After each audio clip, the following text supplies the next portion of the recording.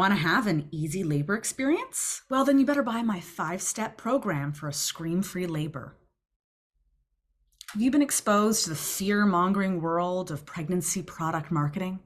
In today's video, we dive into how pregnancy products and brands often prey on the fears of pregnant people, and why you probably don't need to be in a constant state of panic.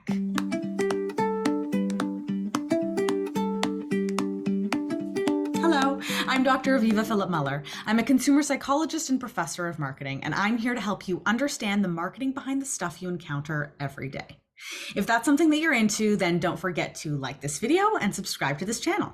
Now, ever since becoming pregnant, surprise, I'm pregnant, I've been exposed to the eye-opening world of pregnancy-related marketing.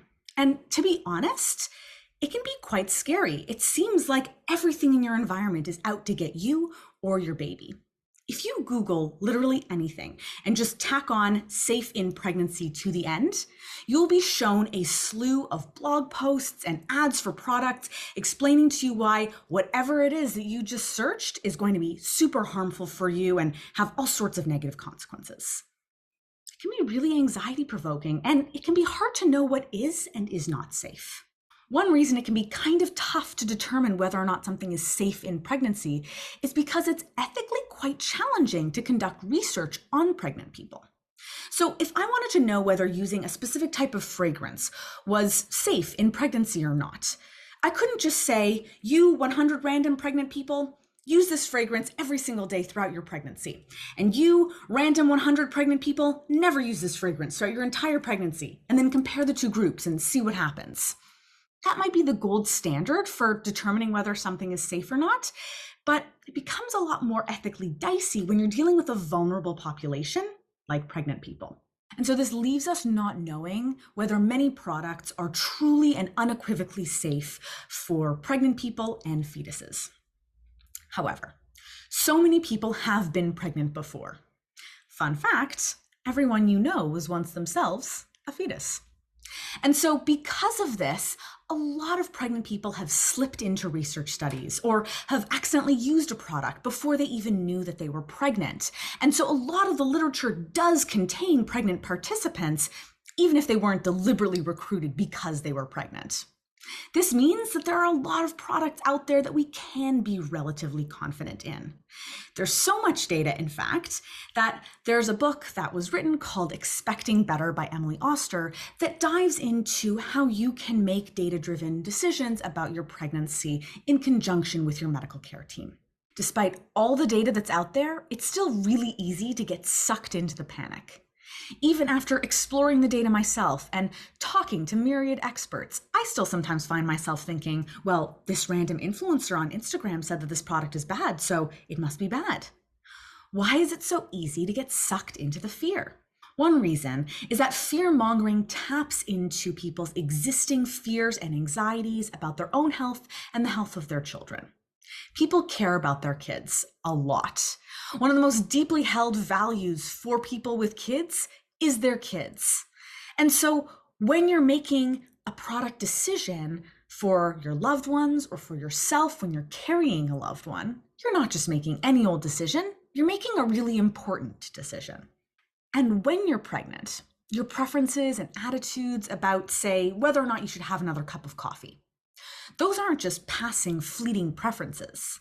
Those are important preferences that are deeply embedded in your values and identity. And research shows us that when people's attitudes are embedded in their values and identity, they're much more likely to act on those attitudes. So if a brand can get me to connect their great product with my values and identity, I'm so much more likely to go out and actually purchase that product and even tell all my friends about it.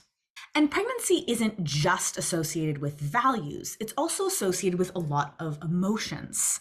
There are so many different emotions that come with carrying life, from excitement to fear to love to grief to joy.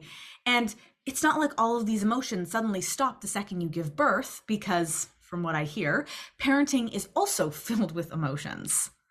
Brands and influencers play into these emotions when they say things like, you have to buy this product if you love your baby, and you have to avoid this product unless you're a monster. They use emotional messages and arguments to try and get consumers to make certain purchasing decisions.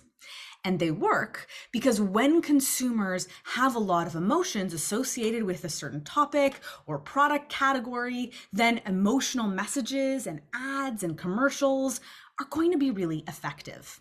This is because these types of emotional messages are tapping into the very basis for these consumers' attitudes and beliefs. And when you can match features of your message to the same features of that consumer's attitudes and beliefs and preferences, you can be really influential. A more sneaky tactic that these fearmongers use is they often back their consumers into a corner using logic. They'll say things like, "Do you love your child?" And of course, every parent will think, "Yes, of course I do." And then they'll say things like, "Well, do you want to give your child a good head start in life?" And of course, who wouldn't want that for their kid? And then comes the kicker. "Well, if you love your child and want to give them a good head start in life, then you must purchase my belly oil, the only belly oil that a parent who loves their child would purchase." And this strategy works to influence people. It's known as the four walls technique of social influence, and it works by taking advantage of logic and the fact that people like to behave in ways that are consistent with things that they've said or done in the past. Well, I said that I wanted to give my child a good head start in life, and if using this belly oil is the only way to do it, then I guess I've got to do it. Now, which belly oil or whether you even use a belly oil at all is probably not going to make that much of a difference in terms of your child's future, but the brand's not going to mention that.